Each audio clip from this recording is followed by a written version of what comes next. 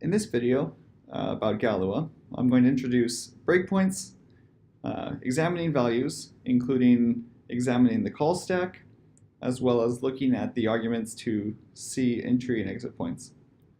First, we'll start with the breakpoints. Breakpoints can be put on any line with some Lua code on it. In this case, we've started the program with a breakpoint on line 2. You can tell it's breakpoint because of this little pause icon. We can disable breakpoints by clicking on the line and tapping the Add Remove Breakpoint button, and now it's gone.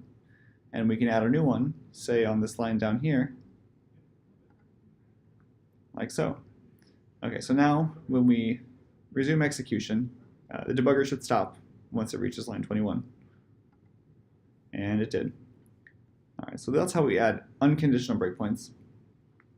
We can also add conditional ones, where we tested an expression, and when it's true, we break, and otherwise we don't.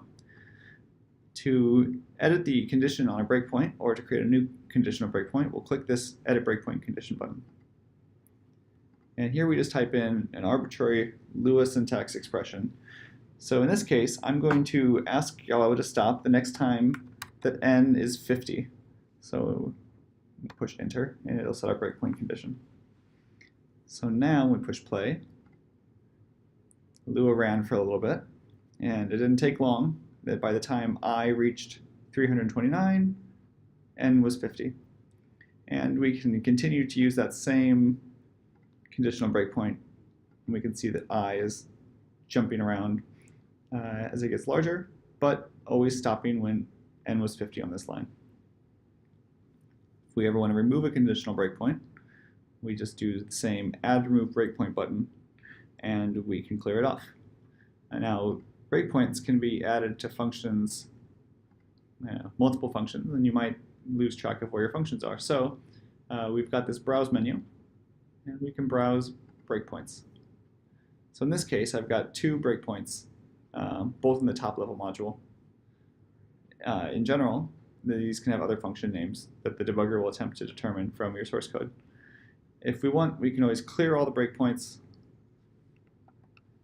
and now we can see that they're all been gone, and execution can resume as normal.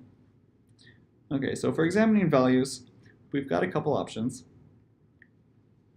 We've seen that we can see the current stack values. Some of these will be local expressions, and my computer's screen capture is interfering, but we can see that some have local variable names and some are just temporary registers. And those are just listed over here on the side in the thread panel. But also we can click on the active code and inspect various expressions, both the individual names and if you've selected a field from a table, for example, you can click on these things too. In this case, we've clicked on a function. We can see that it's a C function, and actually it's using this luab print symbol from the standard Lua library, and this particular function has no up values.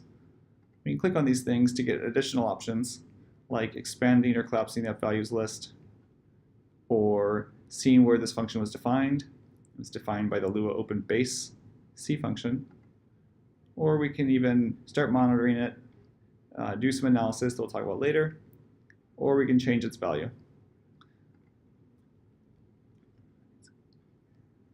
Now, the other option for inspecting values is looking inside of tables. So here's the environment, the globals. We can click the down arrow button to expand or collapse the table as we view it. And then what we'll see is all of the keys of the table and their associated values.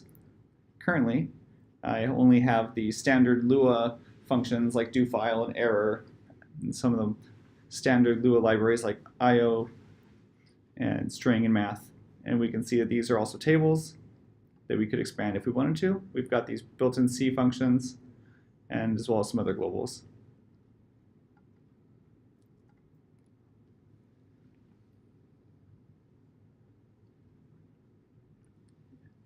Now for some values like number literals, we also have the ability to change their representation. So if we can see them in hex form, and this works on floating point numbers and integer numbers.